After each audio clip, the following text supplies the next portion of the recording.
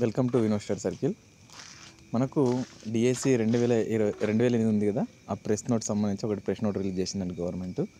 దీంట్లో ఏంటంటే తెలంగాణ రాష్ట్రంలోని పూర్వ జిల్లాల్లోని హైదరాబాద్ మినహా కాంట్రాక్ట్ సేవలపై నిమగ్నం చేయాలని ప్రభుత్వం భావించింది అనమాట.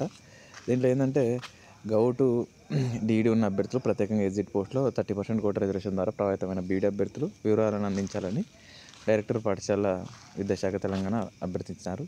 అర్హత జీవో నెంబర్ 28 విద్యాశాఖ తేదీ 2029/1/2009 నియామకాలు జారీ చేసిన సవరణలు చూడండి. దీని ఏంటంటే దీనికి సంబంధించిన డిఎస్సి 2000 ప్రభావితమైన బీడీ అభ్యర్థులకు డిఎస్సి 2008లో ప్రభావితమై బీడీ అభ్యర్థి పూర్వ జిల్లాల జాబితాను పాఠశాల విద్యాశాఖ గుర్తించదని మరియు నిర్ణీత ధృవీకరణ ఫారం ప్రకారం తయారు చేయబడిందని దీని ద్వారా తెలియజేయబడింది. డౌన్లోడ్ చేసుకోవడానికి తెలంగాణ పాఠశాల విద్యా స్కూల్ ఎడ్యుకేషన్ డిపార్ట్మెంట్ ఉంది దాంట్లో.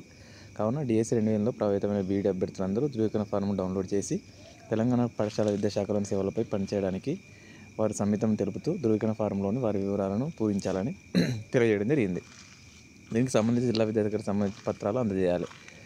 అన్ని ప్రభావితమైన బీఈడీ డిఎస్సి 2008 అభ్యర్థులకు కూడా సమాచారం ఇవ్వబడింది. సర్టిఫికేట్ వెరిఫికేషన్ 27/9/2024 నుండి సంబంధిత పూర్వ జిల్లా అధికార కార్యాలయంలో జరుగుతుంది. 5, 10 మరియు చివరి తేదీ తర్వాత ఎటువంటి దరఖాస్తుల అభ్యర్థులను స్వీకరించడం గమనించాలి. అంటే ఇది మనకు 29 నుంచి 5 తారీఖు వరకు అవకాశం వాళ్ళు ఇచ్చినారు. సో దీన్ని బట్టి వాళ్ళకి ఆ టైంలో వాళ్ళకి వెరిఫికేషన్ చేసి జరుపుతారు.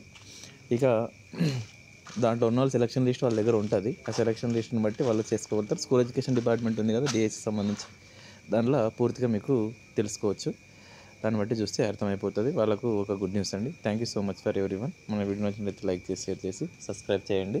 డిఎస్సి రిజల్ట్స్ కూడా మనకి కూడా తొందరలోనే ఉంటాయండి. ఈ మంత్ ఎండింగ్ వరకు ఛాన్సెస్ ఉంటాయి. Thank you.